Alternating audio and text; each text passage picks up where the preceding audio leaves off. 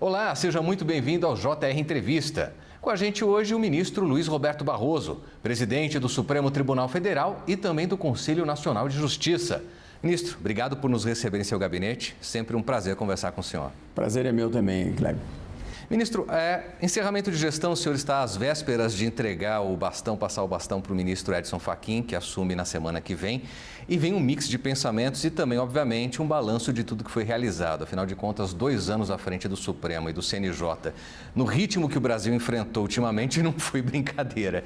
O senhor enfrentou aqui dentro do Supremo ações extremamente importantes, entre elas o Marco Civil da Internet, que trouxe aí responsabilização às redes sociais pela postagem dos usuários, entre os destaques, e no CNJ, o Exame Nacional da Magistratura, que vai trazer qualidade aí ainda maior para os juízes em todo o Brasil. O que mais o senhor destacaria? Qual é a menina dos olhos do ministro Barroso como legado principal dessa gestão? Olha, a presidência do Supremo Tribunal Federal e do Conselho Nacional de Justiça, na verdade, são 2 empregos diversos e de tempo integral.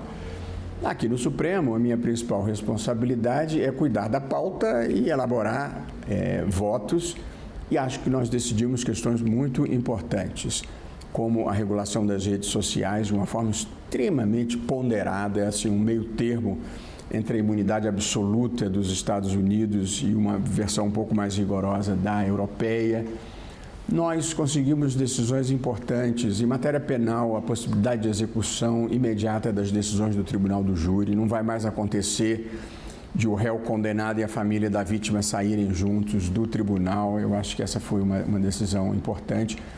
Tomamos decisões muito importantes em matéria de saúde, tanto envolvendo planos de saúde como o Sistema Único de Saúde, a determinação de o Congresso regular a licença paternidade, senão nós vamos regular aqui, e acabar com o excesso de encarceramento de jovens primários e de bons antecedentes. Houve muitas decisões aqui, conseguimos fazer a desintrusão das terras indígenas, de 10 terras indígenas invadidas, de modo que foi um período muito fecundo aqui no Supremo, com um clima muito harmonioso e colaborativo entre os ministros. Mas a política pública mesmo se faz no Conselho Nacional de Justiça, que ali você define os rumos do judiciário.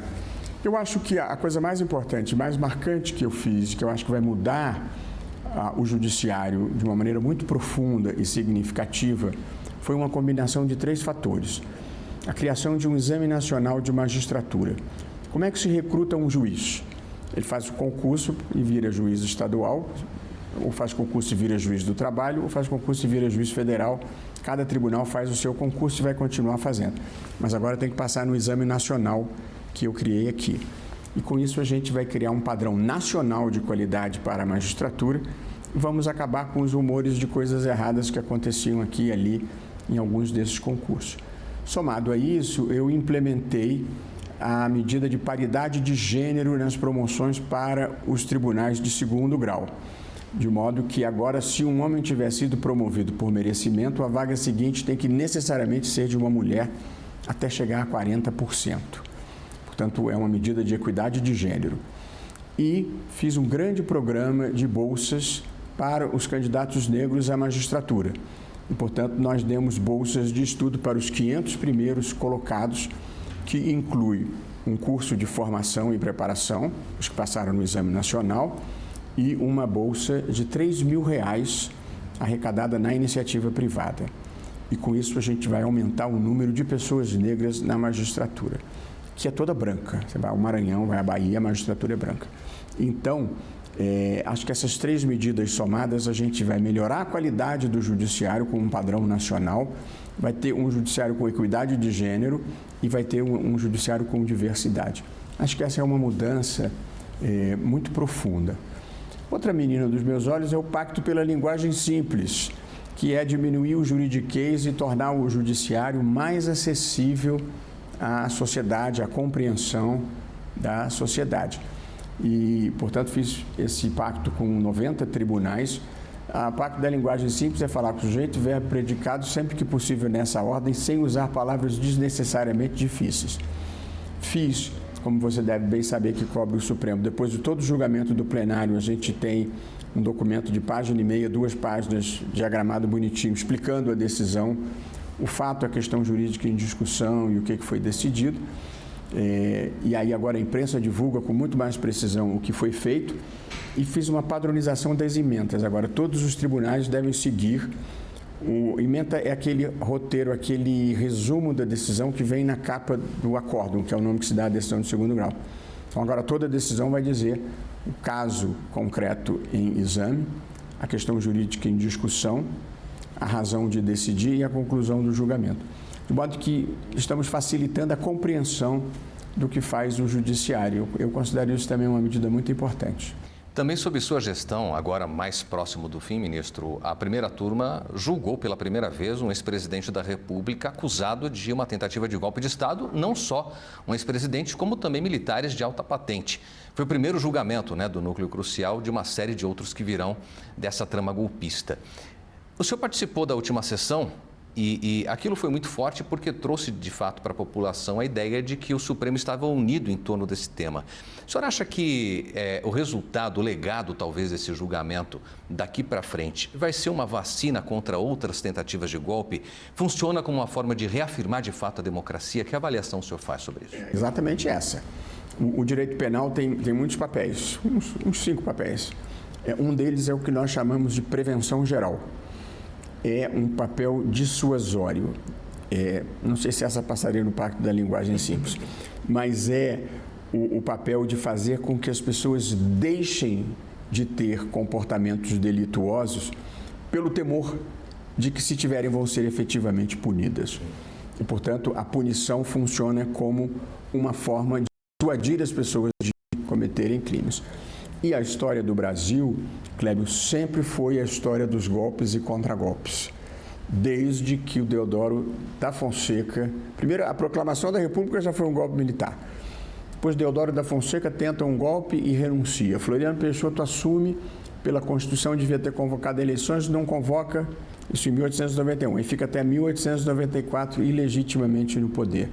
Depois nós temos rebeliões ou tentativas de golpe ou de quebra da legalidade em 22, em 24 com as revoluções tenentistas, em 30 com a Revolução de 30, em 32 com a Revolução Constitucionalista de São Paulo, em 35 com a intentona comunista, em 37 com o golpe do Estado Novo, em 45 com a destituição do Getúlio Vargas, em 55 com o contragolpe preventivo do Marechal Lott para segurar a posse do Juscelino.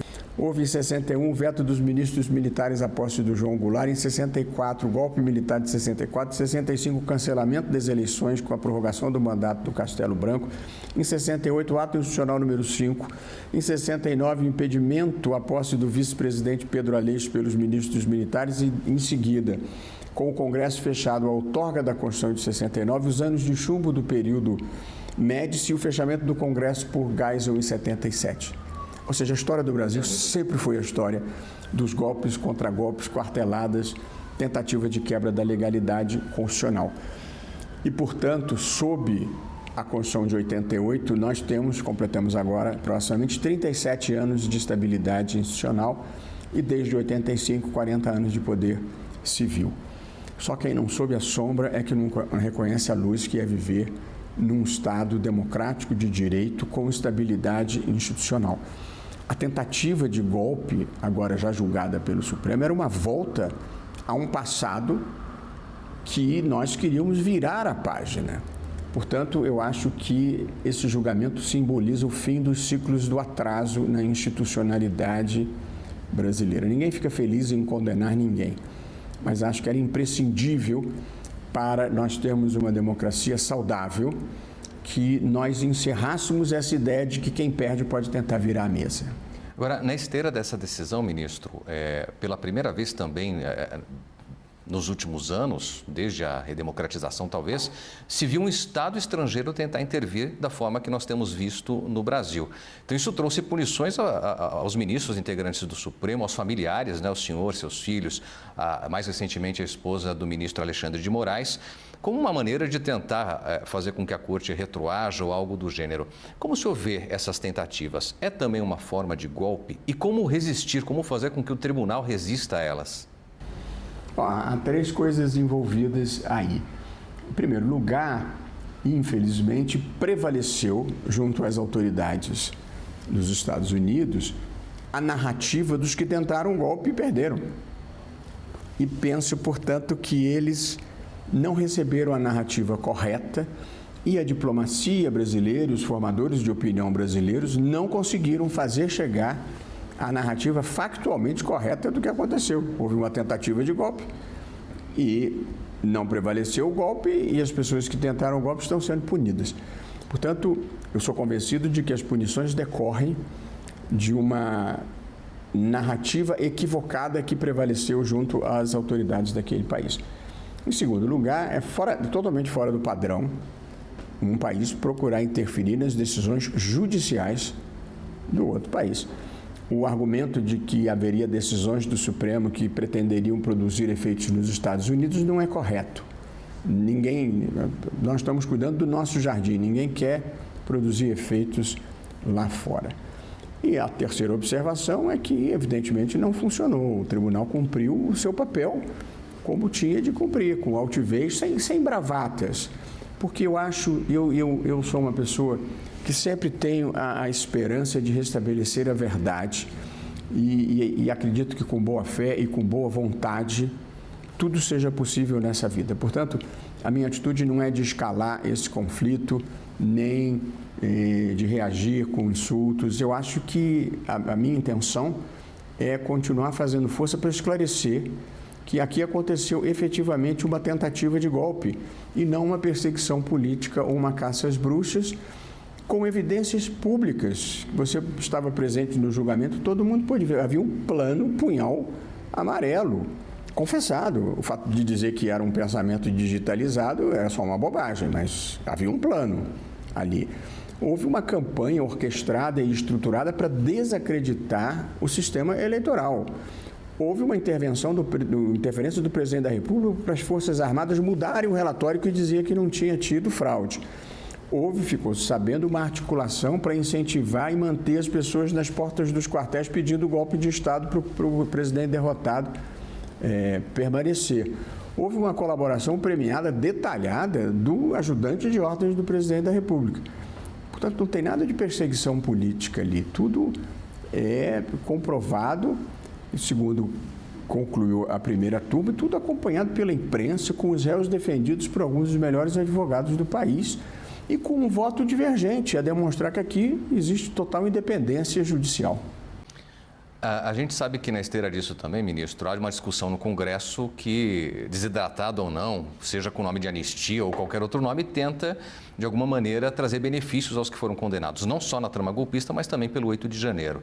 A senhora acredita que isso invalidaria o exemplo de punição que foi dado àqueles que tentaram atentar contra a democracia?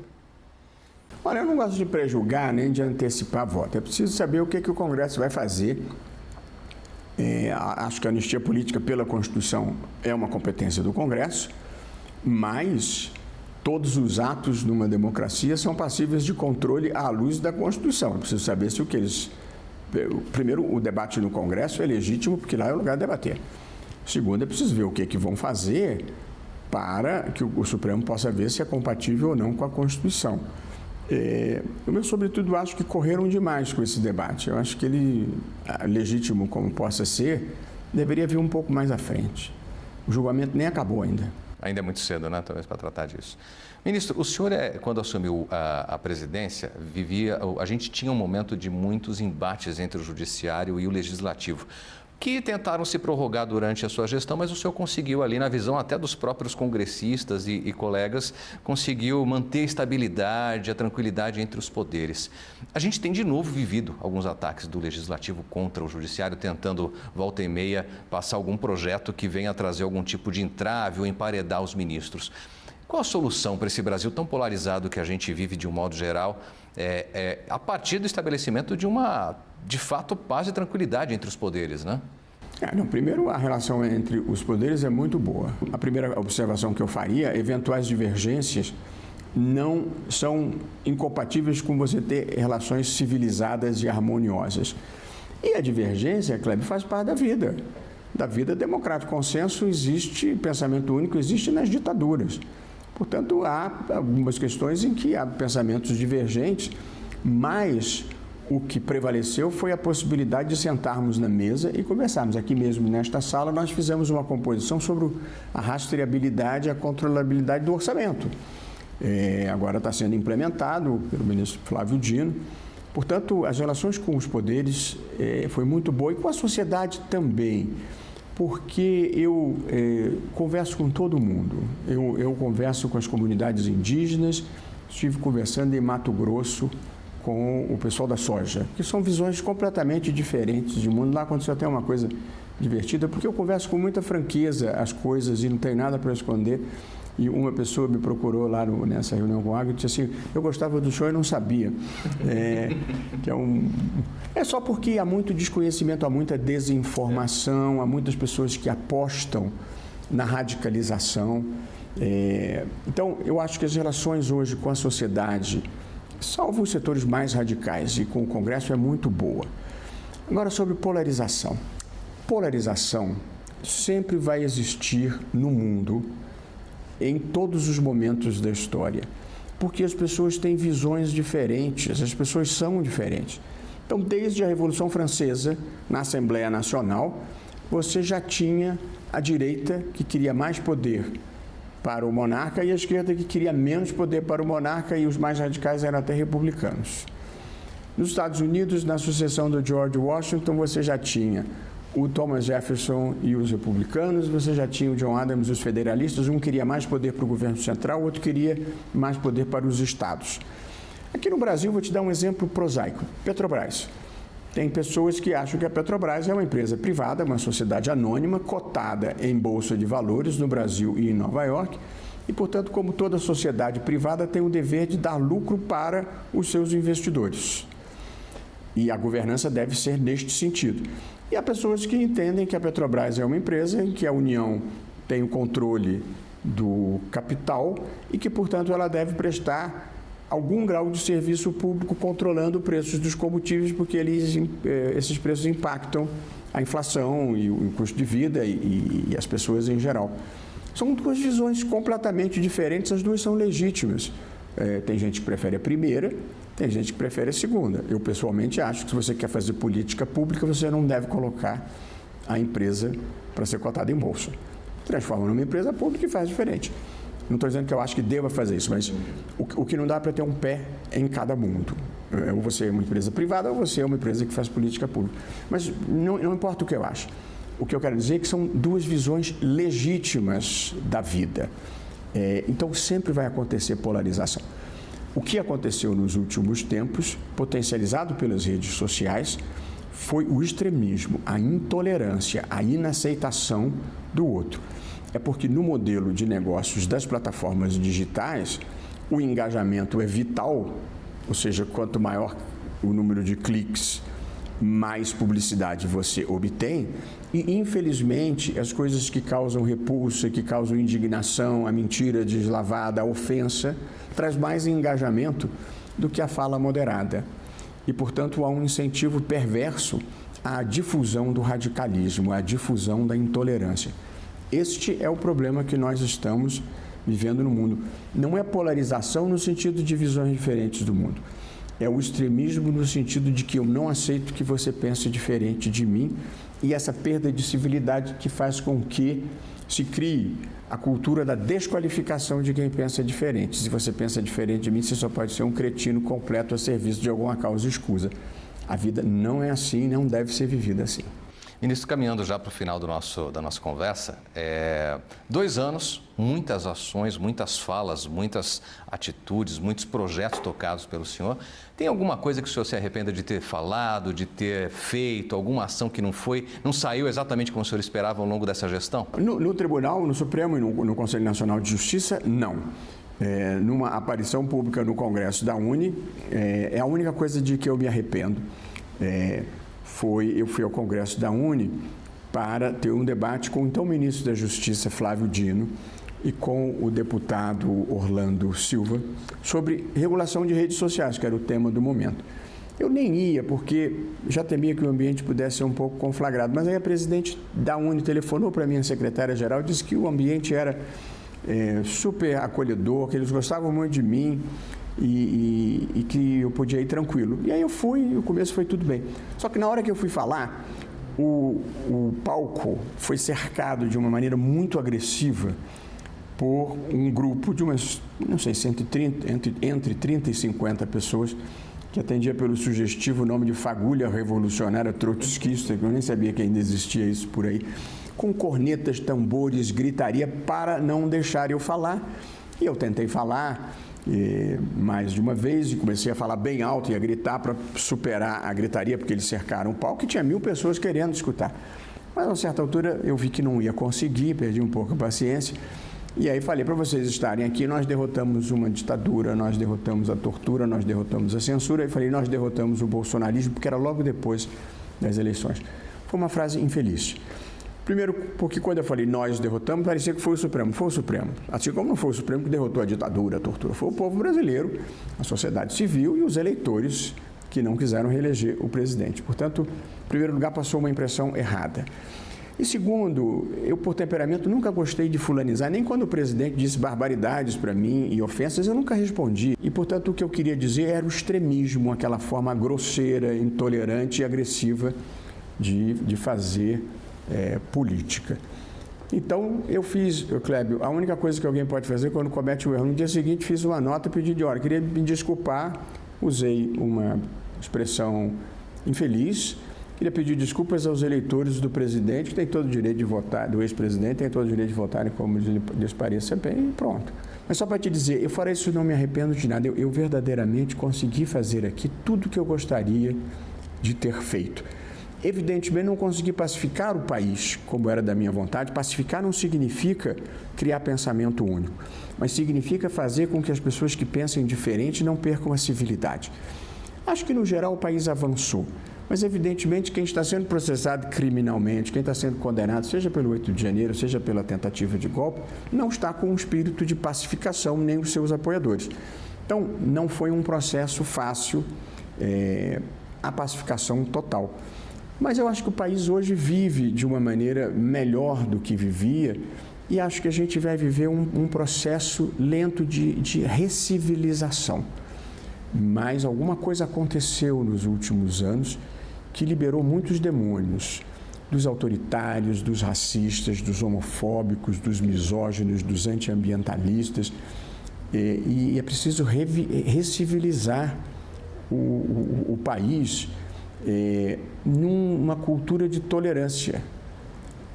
A tolerância não obriga você a abrir mão das suas convicções, mas obriga você a respeitar os outros.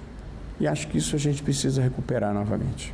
Ministro, eu quero encerrar essa conversa com o senhor fazendo a pergunta que eu imagino que muita gente tenha feito ao senhor nos últimos tempos. Passado a presidência, o senhor imagino que volte agora para uma das turmas, não sei se primeira ou segunda, mas os rumores de uma eventual aposentadoria têm rondado aí os bastidores de Brasília. Como é que fica a situação? Para onde vai Luiz Roberto Barroso daqui para frente? Esses rumores devem ser de gente que quer a minha vaga.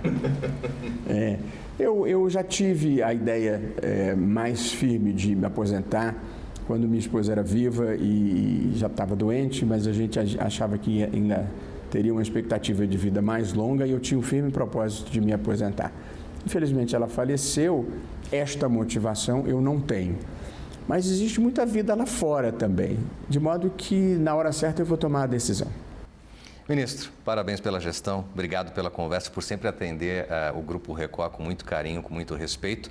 Todo sucesso do mundo ao senhor, viu? Muito bom estar preso por você também, Clébio. Obrigado. Obrigado mais uma vez e obrigado a você que esteve conosco neste JR Entrevista. A gente se encontra no próximo. Até lá.